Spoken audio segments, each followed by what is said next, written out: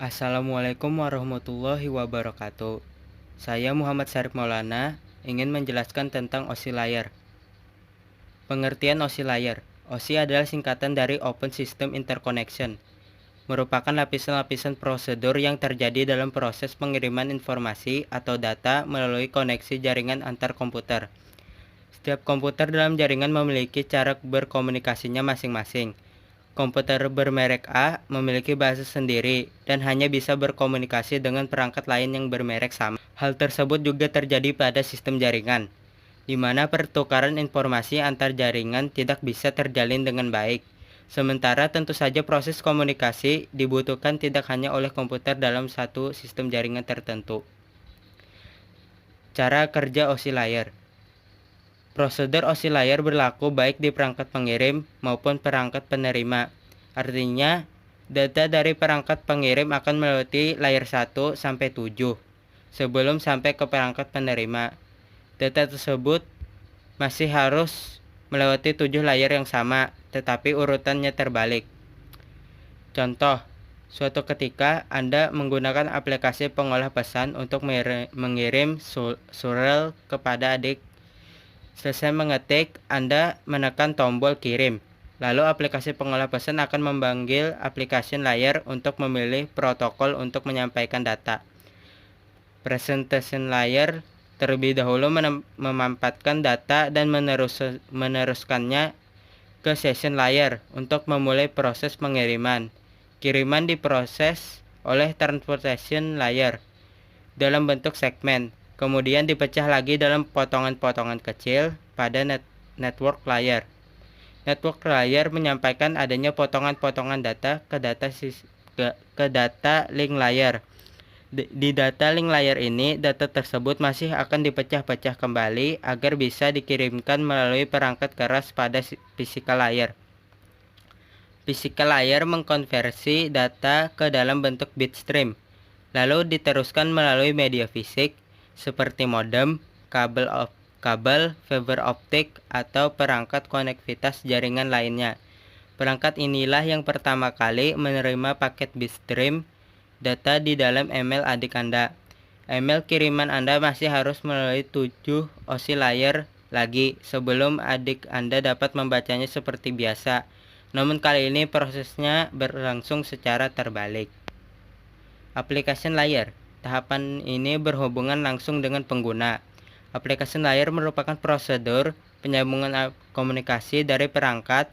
Artinya, application layer adalah penghubung antara perangkat dan sistem komunikasi. Contohnya saat mengirim surel. Program email seperti Gmail akan memulai komunikasi dengan jaringan sebelum pesan bisa dikirim. Disinilah application layer berlangsung melibatkan protokol HTTP, SMTP, FTP, dan Telnet. Presentation layer. Presentation layer bertanggung jawab untuk mempersiapkan data agar bisa digunakan dengan program tertentu. Atau dengan kata lain, mempresentasikan data agar program tersebut dapat menyerap, mengakses, dan menggunakannya. Presentation layer berperan sebagai penerjemah bahasa komunikasi yang berbeda antara dua perangkat komputer, melakukan enskripsi data dari perangkat sumber, lalu mendekripsikannya pada perangkat menerima. Durasi session layer. Durasi waktu yang diperlukan untuk berkomunikasi disebut session atau sesi. Lapisan ini bertanggung jawab untuk membuka jaringan dalam durasi waktu yang cukup agar pertukaran data berjalan dengan baik. Session layer mengirimkan data melalui pos-pos. Contohnya, untuk mengirim 100 data, session layer bisa mengatur penempatan pos setiap 10. Jika setelah mencapai 50, tiba-tiba jaringan putus, maka pengiriman data bisa diulangi dari pos terakhir. Transport layer. Transport layer berperan sebagai penanggung jawab kiriman pesan antara dua perangkat, mengambil data dari layer sebelumnya dan meneruskan ke lapisan berikutnya, sekaligus memastikan bahwa data tersampaikan dengan baik. Lapisan ini juga bertanggung jawab mengendalikan alur komunikasi antara dua perangkat yang kecepatan internetnya berbeda agar dapat saling mengoptimalkan. Juga memastikan data tersampaikan secara lengkap dan meminta kiriman ulang jika gagal. Network layer.